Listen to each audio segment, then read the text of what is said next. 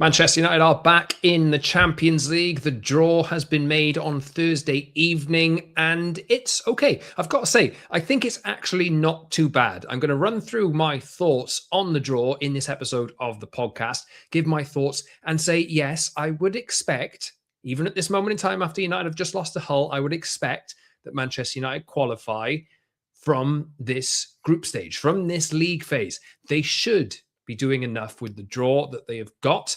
I think the magic number from what I've seen is around 16 points from those 8 games that they're going to play. But that draw that has come out really does throw up some pretty haunting memories. There's a lot of teams that United have played in Europe over the last few years, and there's a lot of bad memories that United have from facing those teams. So I'm going to run through my thoughts on the draw in this episode of the pod. But let me know your thoughts on the draw in the comment section as well. Subscribe to the podcast if you've not done so already. All the links are in the description. Follow me on social at @_Scott Saunders as well. And let me get into my thoughts on what we have seen drawn tonight. Now, frankly, this is probably a dangerous thing to say. I realize that it probably is a dangerous thing to say, but it could have been worse. It actually could have been worse for me. And while I'm saying it could have been worse, I actually wanted, and I'm slightly disappointed at the fact that United haven't drawn one of PSG, Barcelona, or Real Madrid in this group of 8 fixtures that they have. I would have really liked a game against Barcelona, maybe at Camp Nou, maybe at Old Trafford with that high line that Hansi Flick plays. I would have liked to see how United would have come up against Barcelona and the way that they play football, because I would have fancied that they might have been able to do a job there. Yes, again, I am speaking after that whole game the other day, but weird things can happen in Europe. I would have liked Real Madrid as well, just because we haven't really had them in the Champions League for a few years, and PSG are the best team in Europe as well. So there's obviously the chance that you have to go and test yourself against the best teams in Europe. What they have done, what they have got, is as follows. We don't know the exact order of these fixtures yet. They will be drawn on Saturday, but we have Bayern Munich at home, Atletico Madrid away, Roma at home, Sporting Lisbon or Sporting Club de Portugal away, RB Leipzig at home, Villarreal away, Sabah from Azerbaijan at home, and Como away as well. Now, while there's 2 new names and new opponents for United in there, those other 6 that I've been talking about, or 5 of those 6 anyway, just bring up a lot of bad memories. We haven't played Sporting since the 07-08 season, which incidentally was the year that United last won the Champions League. Is that a positive omen? Hopefully.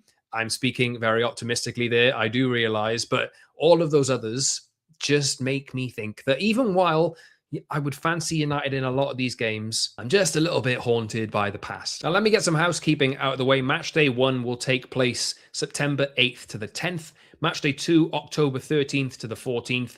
Match day 3, October 20th to 21st. Match day 4, November 3rd and 4th.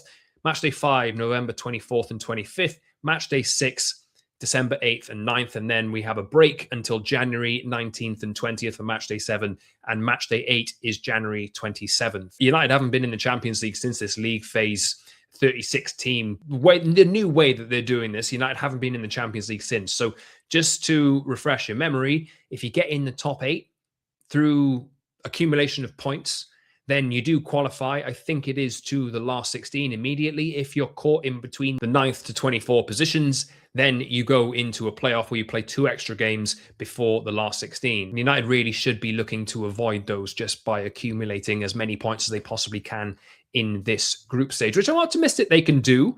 But I think, as I said at the top of the show, 16 points is the kind of cutoff over the last 2 years. Now, we've had 2 complete seasons of Champions League football in this format so far. And in 24-25, Aston Villa finished 8th on 16 points. Atalanta came 9th with 15. Last year, Manchester City finished 8th with 16 points. Real Madrid came 9th with 15 points. Now, that there is, if there was a magic number to go and get, usually you'd be looking at 16 points as being the thing that would get you through to avoid the 2-legged playoff and the extra fixtures on top, because we know that, look, really, United are going to be playing a hell of a lot more games this season. There's already a lot of questions about how the squad is going to be able to handle that. And really, looking at the fixtures, looking at these home games, I would expect really that in a lot of these games, United are able to pick up these points. An expectation, this is the expectation that we should have. I know that United have been rubbish for a while. I do. But at the same time, we've got to expect that United, with the strength of English teams, we have to expect that United are going to try and push through. As I'm going to explain in a second, as I look into each of these teams, United have some really recent and not so good memories about playing these teams. But just another thing, just before I get into those teams, those Champions League fixtures come in between these Premier League games. So matchday 1 will be between Everton away and Manchester City at home. That one's coming up very, very soon. Matchday 2 in October will come between the Spurs game and the Leeds game away from home. So United could potentially have an away trip in that second round and then go straight to Leeds, which, as we know, is not ideal. Matchday 3 is the following week after that, between Leeds away and Bournemouth at home. Matchday 4 is between Chelsea away and then Aston Villa at home. The good news is there, I suppose, Aston Villa will also be playing in the Champions League at that moment in time as well. Matchday 5 in November, Liverpool away, Champions League game, Brentford at home. Matchday 6 in December, Coventry at home, Champions League fixture, Crystal Palace away. I hope I'm not going too fast here. I hope this is registering, but I'm trying to do my best. Matchday 7 in January, Villa away, Champions League fixture into Liverpool at home. Potentially difficult, but again, Liverpool are playing in the Champions League at that moment in time as well. After that really busy Christmas period, there could be some miles in the legs by that moment in time, but we'll see how it goes. And then matchday 8, Liverpool at home into a Champions League game into Brentford away, which, looking at what Brentford did to Tottenham at the weekend, could be quite difficult. So that is how this draw has come out. They are the teams that United are going to be playing, and 16 points really should be the minimum target for United to go and get. So that's 2 points a game. What's that? 5 wins out of 8 and a draw with 2 defeats. I think not impossible with that fixture list that United have. So just a reminder again, United have Bayern Munich at home, Atletico Madrid away, Roma at home, Sporting away, Leipzig at home, Villarreal away, Sabah at home, and Como away as well. How optimistic are we feeling? Let me know in the comment section, but let's just dig into each of those teams just a little bit. Let me refresh your memory. I don't really want to, cause too much alarm or whatever, but the first thing I thought of going into this Champions League draw tonight was the last time United were in the Champions League, Andre Onana played in goal. And there was one night where he saved a penalty for Copenhagen in the last minute, and United, I think, held on to win 1-0. I was there that night. And also, he was in goal for the game in Munich, which United played against Bayern, and they lost 4-3. But God, do you remember the mistakes he made that night? And do you remember the mistakes he made over the course of that entire 6-game spell in the Champions League? Absolutely dreadful. And I tweeted before the Champions League draw, I said, do you remember that and how ridiculous that was? It was like he was working against us. Positive notes here. Andre Onana is not Manchester United's goalkeeper anymore. I would hope that Senne Lammens does not play as bad as he did during United's Champions League games and eventually just throw one in. It seemed as though all of those, every goal, and I remember this, every goal that went in, that came about from one of his mistakes, it just sucked the life out of everybody. It sucked the life out of the team, took confidence from everybody. And that was the story, essentially, of Andre Onana's time at Old Trafford as well. He made so many mistakes, but there was that one night against Copenhagen at Old Trafford where he saved that penalty. Anyway, look, the last game that United did play in the Champions League before this was Bayern Munich.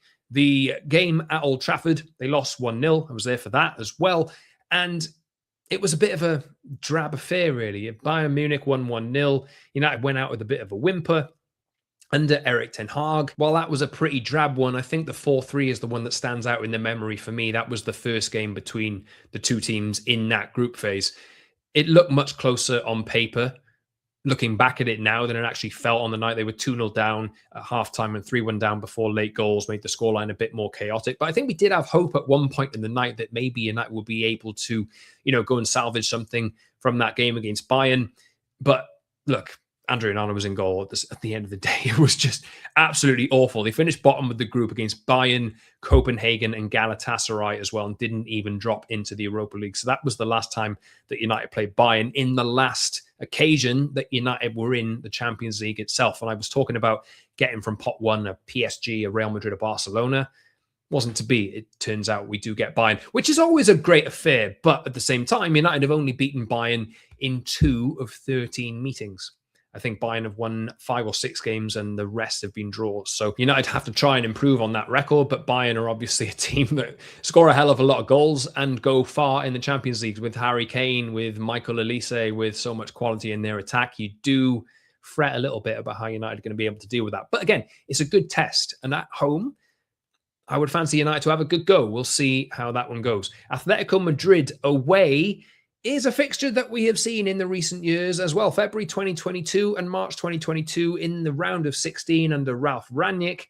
United drew away from home in the first leg of that in the February. Anthony Elanga scoring in the 80th minute, coming off the bench. And it looked as though United might have had a chance to qualify until the return leg, and they lost 1-0. Renan Lodi scored the goal, and that ended what was a pretty miserable campaign in the Champions League under Ralph Rangnick.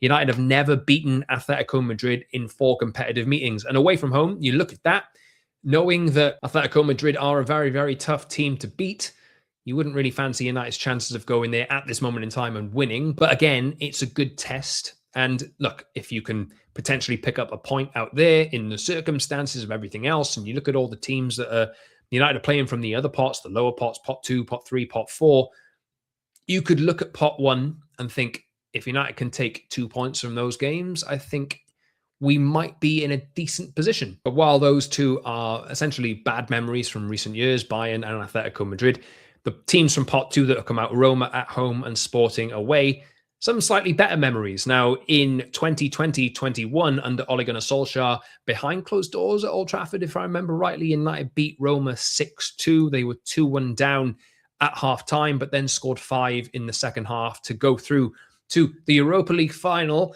against Villarreal. I'll get to them in a second. United also have that amazing night at Old Trafford in 2007 as well, where they beat Roma 7-1, and Michael Carrick was one of the players who scored that night. I think he actually opened the scoring, which was it'd be nice for him to kind of get a reminder of his goal that night when United welcomed Roma at home. And United also played Roma the following season as well. Again, nice omens. 2007, 2008, United went on to win the Champions League that season, and they're playing Roma again. Am I talking things up a little bit too much? We will see. Sporting Lisbon away, or Sporting away, this is the only real game from these 5 that I'm talking about from the top pots where United haven't played Sporting in recent years. The last time they played was in 2007, 2008, when Ronaldo scored in either of those legs, scored a header in the game in Lisbon in a 1-0 win, and scored the winner at home, I think from a free kick in a 2-1 victory over Sporting that time as well. And again, that was 2007, 2008, when United went on to win the Champions League in Moscow. But all of the positives and all of those positive memories, pushing them to one side because I'm getting back to the negatives. And perhaps these two are among the most traumatic ones that we've had in recent years. Now, Leipzig is a bit of a mixed bag. Only played twice. United won the home leg and Leipzig won the away leg. This was in 2020-21 under Ole Gunnar Solskjaer. United, I think, behind closed doors again, beat Julian Nagelsmann's RB Leipzig 5-0. I remember Marcus Rashford particularly making an impact in that game, coming off the bench and scoring a hat-trick. And I always look at that game and always remember, with Julian Nagelsmann being linked recently to the United Post, that Ole Gunnar Solskjaer did manage to beat him and his football 5-0.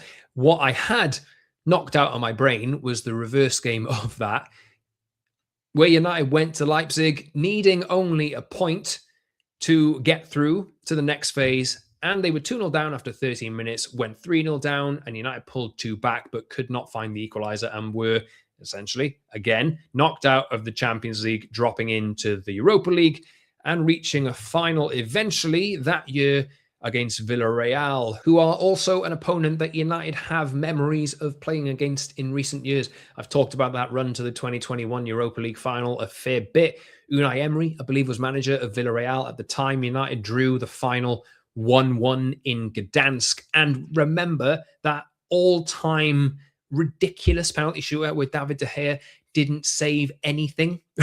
Remember that? He then stepped up to take the 11th penalty and it was saved, and then Villarreal went on to win. A haunting one, but there is some positive omen here.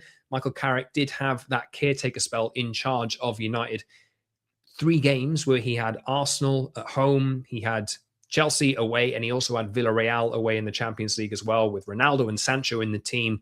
United went there after that traumatic Europa League final under Michael Carrick in those games where he was essentially trying to advertise himself to get this job. And a big part of the reason why he's got this job now might be what he did when he was in the hot seat last time. But he did manage to guide United to a 2-0 win against Villarreal that time, that occasion where he was in charge of United for those 3 games. And you can also go back to, for a positive memory, where United beat Villarreal 2-1, Alex Telles and Ronaldo scoring a 95th minute winner on a night which I remember as being, again, it was chaos.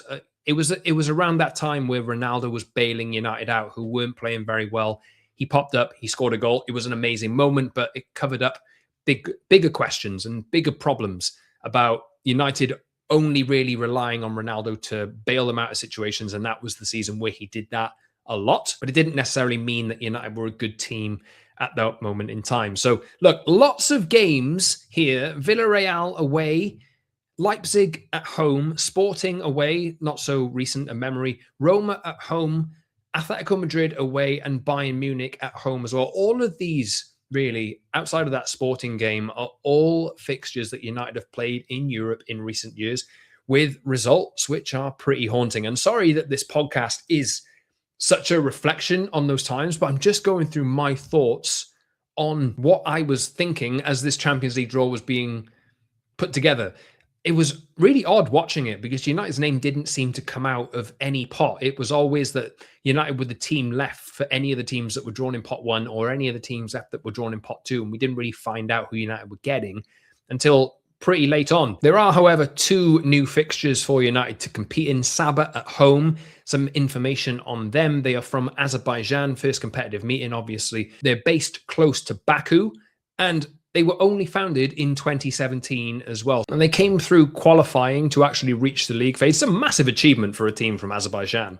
Like, absolutely incredible. Fair play to them. And an interesting story that you will no doubt hear being told in the lead up to this fixture, whenever it takes place. Their manager, a Lithuanian, Valdas Dambrauskas, has an extraordinary backstory. He won money on the Lithuanian version of Who Wants to Be a Millionaire as a student, and then he used that to help fund his move to England to study coaching. It's incredible. It really is. You will hear that story on repeat over the course of the next few weeks whenever that game is going to be played. And it will be talked up as a massive, massive story because it obviously is. Going to Old Trafford for a team like that is absolutely massive. And I will be filled with dread on the night that I would just like United to get the job done. And I would have this worry in my stomach that, hey, maybe they won't.